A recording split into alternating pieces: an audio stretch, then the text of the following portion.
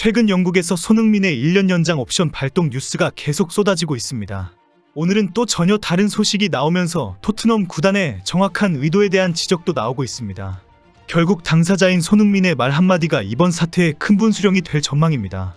손흥민의 표현 하나가 한국 팬들을 크게 실망시킬 수도 있는 상황입니다.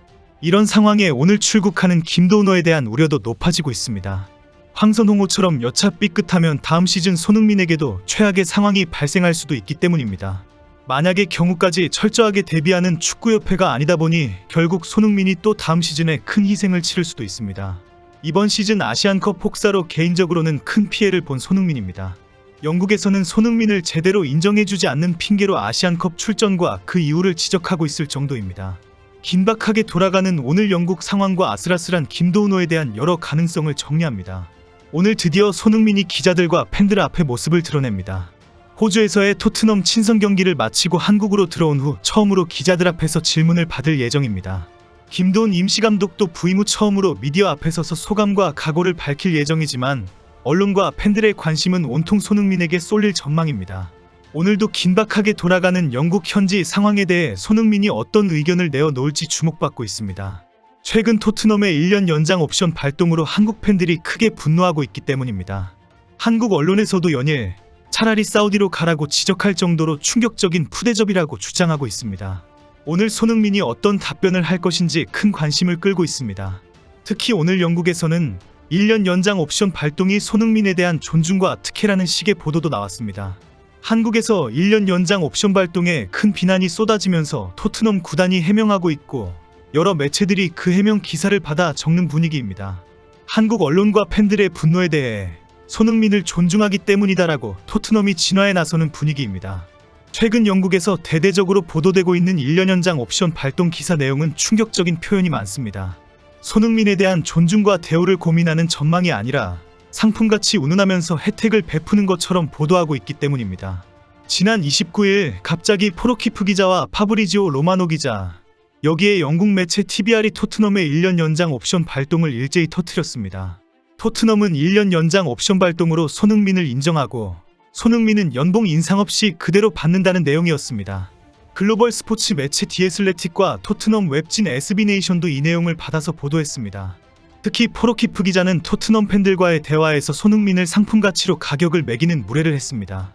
오키프는 토트넘이 1년 연장 옵션을 발동하는 것이 손흥민은 글로벌 브랜드이기 때문에 상품 가치가 매우 높기 때문이다라고 설명했습니다.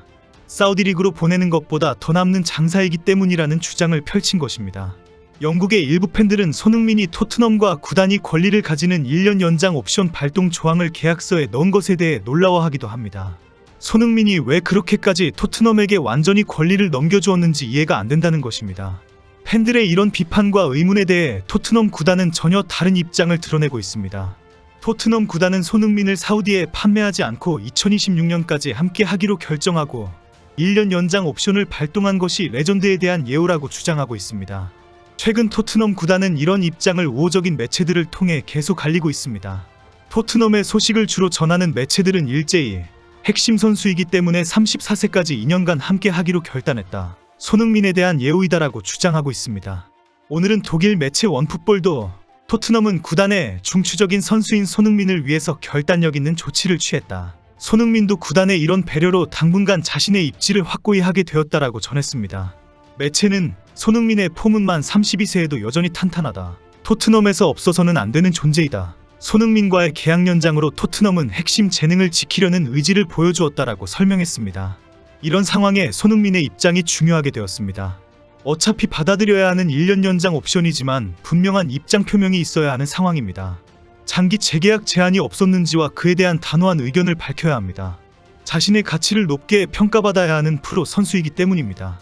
한국 팬들도 이적료와 연봉, 계약기간 등으로 평가받는 프로의 세계에서 손흥민이 제대로 대우를 받기를 기대하는 것은 당연합니다.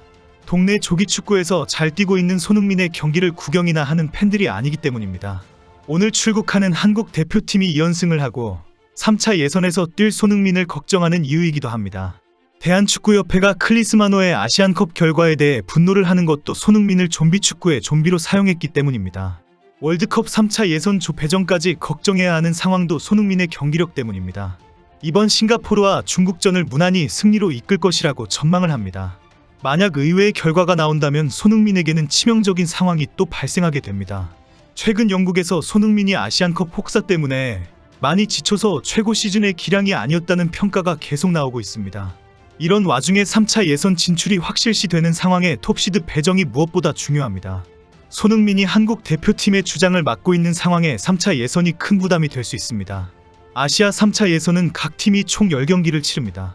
현재 2024년 9월, 10월, 11월, 2025년 3월과 6월 A매치 기간 동안 예정되어 있습니다.